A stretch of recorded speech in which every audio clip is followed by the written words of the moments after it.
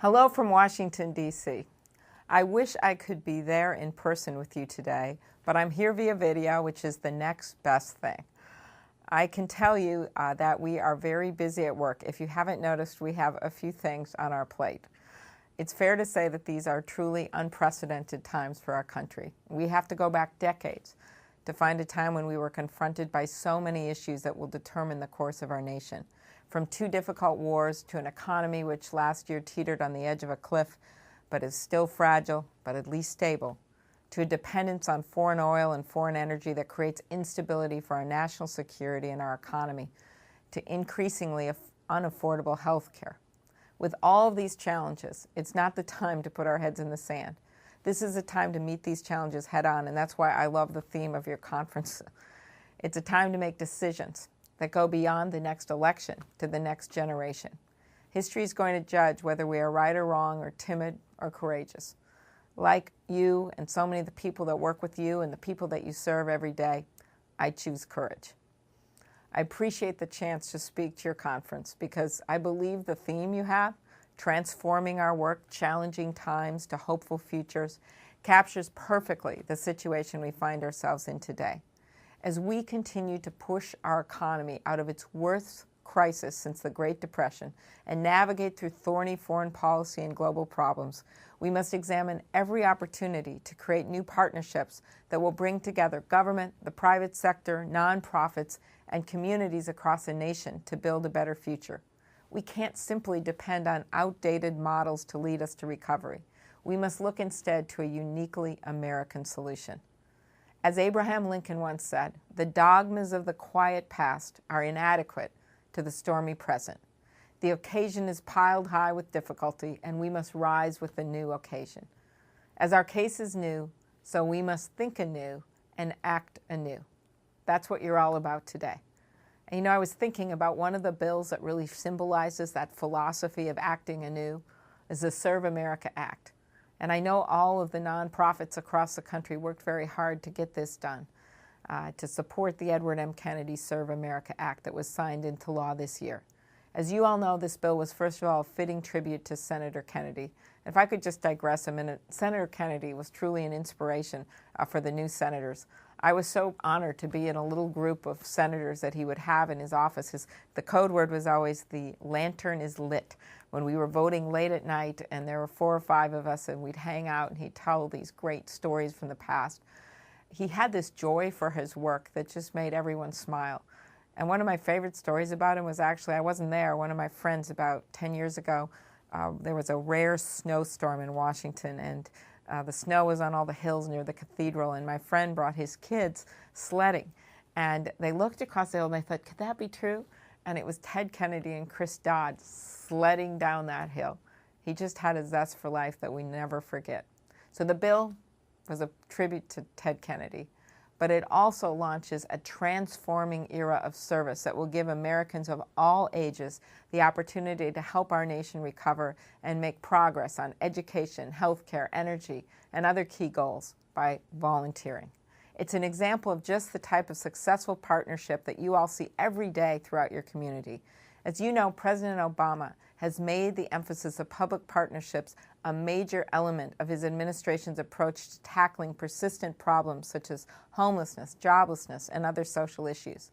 I believe that the White House's newly created Office of Social Innovation and Civic Participation can be instrumental in fostering better dialogue and cooperation between foundations and nonprofits and government at all levels to achieve common objectives. Of course, our immediate challenge continues to be the state of our economy.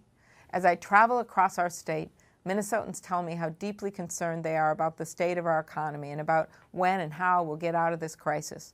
So my first priority in Washington continues to be jobs, jobs, and jobs. Today, we're starting to see glimmers of hope in our economy, and you know there's some good numbers, especially in Minnesota with our unemployment that continues to go down, 7.3%, not nearly where it should be. But I can tell you back in the spring, there were very few glimmers of hope. And I remember just having this week where everyone came to my office, had bad news, and we were trying to figure out what to do. And The only signs of hope I got, I remember the Hormel people came in and said that spam was on the increase. No surprise. The makeup people said makeup does well in a depression. That was news to me. The beer people came in one day and said that low-end beer was doing well. Best Buy told me TVs were actually doing okay because of the digital transition. And then there was this group of doctors and hospitals that came in and they said, you know, even some of the more important elective surgeries were on the decline because people just didn't have money and their insurance was going bad. As I said, the only thing we've seen an increase in is vasectomies. So I was kind of putting this all together, and that night I happened to go to a party, the White House Correspondents' Dinner, and who was there but Warren Buffett, not to drop a name. And I looked at him, I said, you know, Mr. Buffett, I just have heard this kind of wild trend of these things that are starting to see some glimmers of hope. I said, first of all, beer and makeup and spam and TVs and vasectomies. And he listened to me, he said, you know, Senator, that is a very interesting economic analysis. The only problem is the end. And I said, well, what's the problem? He said, you can only have one vasectomy. Okay, a little economic humor. I hope you laughed. But in truth, we know that, first of all, the U.S. GDP rose by 3.5% last quarter. We've seen positive signs in the housing markets aided by the homebuyer tax credit, and certain retail industries are beginning to rebound. But you know, with the people that you work with, it's not enough. So what do we need to do? Well, first of all, we've taken drastic action to shore up the credit markets and to promote lending to businesses, including a bigger focus, I believe, in the next year on small businesses that are responsible for so much of our job creation. Second was, of course, the stimulus package. This package, which will ultimately deliver nearly $4 billion to our state, was designed to give our economy a jolt, to build that kind of short-term help that we needed, but also long-term foundations. As you probably, I don't know if people always know this, I tell them a third, a third, a third. A third of the money went to tax cuts. 95% of working Americans have seen their taxes go down this year, and they'll see it again next year. Second third went to direct relief for state and local governments to minimize the layoffs of teachers, firefighters, police officers, and prevent state budget gaps from growing wider. No one knows better than the nonprofits how much the states needed that help. This money also went to the people hardest hit by the recession, that extension of unemployment, health coverage, and other assistance. The third of the Recovery Act is financing the largest investment in roads since the creation of the interstate highway system.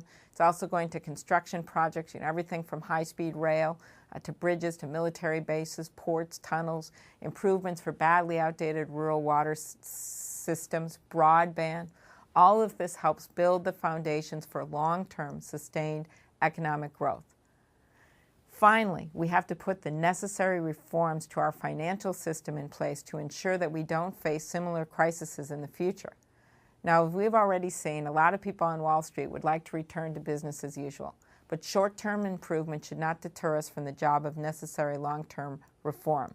For too long, Wall Street has been buzzing around in their Ferraris while the government regulators struggle to keep up in their Model T Fords. Our regulators need updated authority and tools to do their job, because you've seen what's happened. Wall Street caught a cold, and Main Street still has pneumonia. And my overriding concern is with helping Main Street get its health back, helping people in our state and across the country who still haven't seen that glimmer of hope. We still have a long way to go. Unemployment remains far too high in our country, and that's why just yesterday, last night, we finally passed that unemployment benefit extension. You should be cheering for the people that you represent. This is in the Senate, where it's held up and held up. And what I liked about our Senate bill, and still has to be worked out with the House, is that it covers all 50 states, not just the high unemployment states, which includes a number of states the Senate bill does, like Minnesota, that wouldn't have gotten a penny of help otherwise. While these benefits can provide short-term relief to families, we need long-term economic solutions, and we can't afford to lose the momentum we have built in recent months. I believe that our best opportunity for creating new sustainable jobs will be through the investment and development of clean energy technologies. This is an area that is ideal for the kind of public-private partnerships you've been talking about today. In the recent economic downturn, clean energy industries have been one of the few sectors that are generating rather than reducing jobs. And unlike the IT, the information technology revolution, which tended to focus the jobs in certain places like Northern California, the ET, or energy technology revolution, if done right, will mean jobs across this country and across demographic lines. In other words, the wind turbine manufacturing plants won't have signs outside saying only PhDs apply. A recently released economic analysis of job growth in our state in the last decade showed that while overall jobs in Minnesota grew by 1.9%, jobs related to the new energy economy grew by 11.9%. Just an example, in the small town of Willmar, Minnesota, about 100 miles west of Minneapolis, people understand what kind of opportunity a renewable standard can bring. Willmar Municipal Utilities recently invested nearly $10 million in a pair of 256-foot tall wind turbines. With the strong renewable electricity standard in Minnesota, town officials believe the wind power will cost less than the equivalent of coal-powered energy. That's what we're talking about here. 9 people in Starbucks, Minnesota, who left their jobs to go work for a solar panel factory. We've got examples like this all over our state, and the people believe in it in our state, and we need to bring that kind of energy for job transformation to Washington. Because in the end, we're in an energy race, just like we were in a space race 40 years ago. And the end was Neil Armstrong walking on the moon. Well, the end of this energy race will be whether we are constructing a clean car battery plant in Youngstown, Ohio, or are we doing it in Shanghai, China? Are we doing the latest research in biofuels in India? Are we doing it in Minnesota? Are we making that big wind turbine manufacturing plant out in Copenhagen, Denmark? Are we doing it right in Wisconsin? Those are the kinds of things that are going to determine where the jobs are, where that new technology is. So as you look at your topic today, I hope you think about that transformation of jobs to this new energy economy. I remain optimistic about our economy and what's going to happen here, and mostly it's because of the work of people like you that just haven't given up, have had that determination. And I hope sometime you'll visit our office in Washington. In fact, every Thursday morning we invite our entire state for breakfast. If you're really lucky, you'll come the day that we have Spam Puffs from Austin. But in any case, if you go in our office, you're going to see a picture on the wall, and it's a picture of an angel. And someone is handing the world off. The angel's handing the world off to some outstretched hands. And the words on the picture read, "The angel shrugged, and she placed the world in the palm of our hands. And she said, if we fail this time, it will be a failure of imagination."